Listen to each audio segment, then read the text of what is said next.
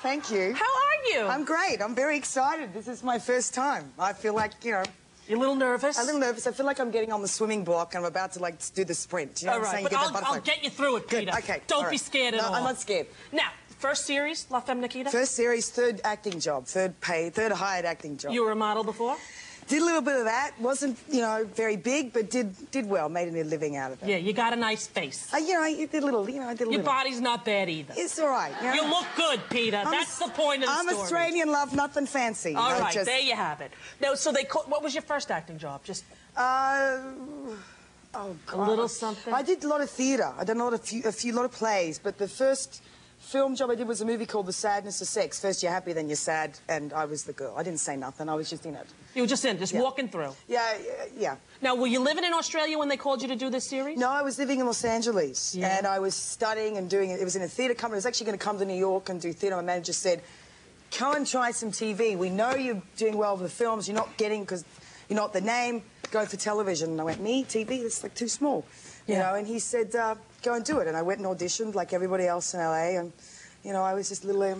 and you got it, and it's doing really well on the USA Network. I'm so happy and thrilled that everyone loves it. Are you getting recognised everywhere? A little. It was weird. I went to New Orleans last week to do sort of a press conference thing, and these people came up to me at the airport. My mum and grandma with me, because my grandma lives with me, right?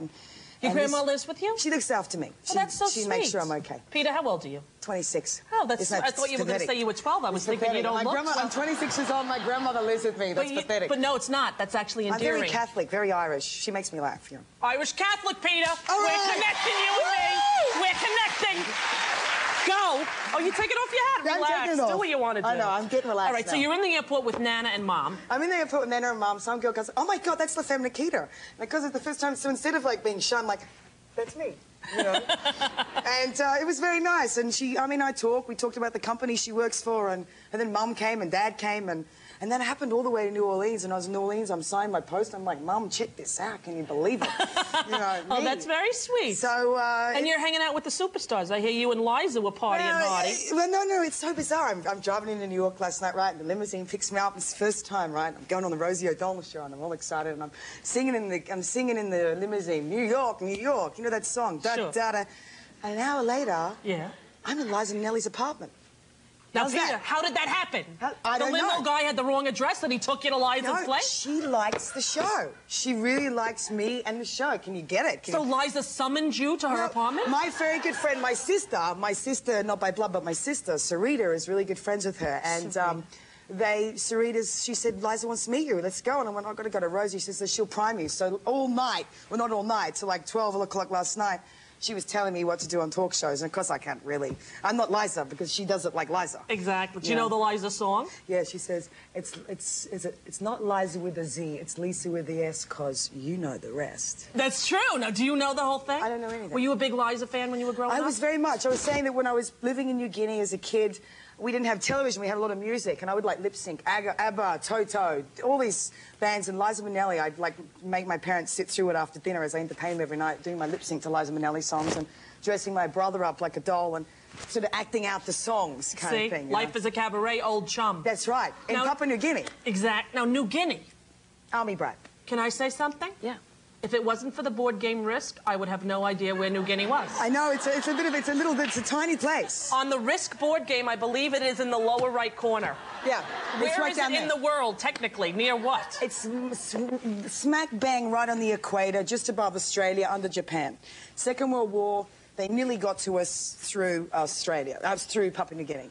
But it's a beautiful place. It's very primitive. Really? Very primitive. Did you grow up there? I had like 6 or 7 years, but every time I tell a story, it changes a year or two. But around that time. Peter, let me tell you something. When you're on a talk show, lie, exaggerate, it doesn't matter. Yeah, so 7 years on there. 7 years on there. No, how would I know? I would just nod. Know anything. Okay. It doesn't matter. So 7 years on there, Army brat, Dad's in the Army, pretty well grew up in native communities. I did a lot of tap dancing when I was up there. You did? It's scary. What's scary, tap dancing? It's not like the predators. You know, we have predators here. You've got to be careful of all the bad people. Yeah. Like Nikita takes care of things. Exactly. But in New Guinea, it's the animals. We have really big... they have really big snakes, really big crocodiles, really big... Everything's really big. The cane toads are that big. Well, I was 4, What's so everything cane looks really toad? big. The cane toad. A toad. Oh, a toad. Toad. The frogs. The frogs. There you go. No, the frogs are that big, they kill the snakes. The frogs kill the snakes? Frogs kill the snakes. And we lived on the edge of a cane field, right? Our house was like cut out. And 2 houses up, there's this guy, Lieutenant Lee Barnes. Let's say that's his name. Okay. And he's got this beautiful swimming pool, right? We're never allowed in it because we're the grommets at the end of the street and Dad's like a sergeant. Stop. Grommets, what is it? Grommets, you know, riffraff. Okay, riffraff. go. Okay. And so we're down, we want to swim in the pool. We've got, like, our pool's half a water tank cut in half. At this particular time, every time Dad goes away, he comes back with a little present, little pet. This particular trip, we get a small crocodile, very small, little, until it gets big enough, we let it go. A pet crocodile, of course. So, of course. Yes. So, in New Guinea, everyone's got to have one. So, the pet crocodile swimming in the pool, the rain, it rains heavy in New Guinea. If it rains there, it rains. We get, like, this much rain. It comes, the crocodile gets up to the level where there's a hole in the pool. It gets out of the pool. It goes to the neighbour's swimming pool, the guy that'll never let us in the pool. 7 o'clock, I want to hear him, stretching, getting into his pool, doing his, you know, exercises, and all of a sudden you hear, Wilson, get this damn crocodile out of here. He knew it was yours? And we came down there and it's attached to his finger, so we never got to get in the pool. So, you know, a lot of things like that happen. Did it take off his finger? No, it didn't. Did you have to kill the crocodile? No, we don't kill stuff up there. You just let it go. You let it go? You let it go. Peter, nice to know. Can I say something? Yeah. You've done exceptionally well for your first talk show. I got something. What do you have? No, What? I have something. It's a present. A present? All right. It's a present for you from Nikita. In case you need to call. No, when I'm in Toronto, right, I'm doing the show. If anyone misses with you, you just put this on and go, Nikita, I need you. All right. Hey, Nikita? Peter? Yeah. Yeah. Could you kick this person's butt from... Next time Donny Osmond is on the show and he calls me Chuck, I'm going to go, hey, Nikita? That's right. Yeah, that's right. Peta Wilson, give me a high five. You rock, sister friend.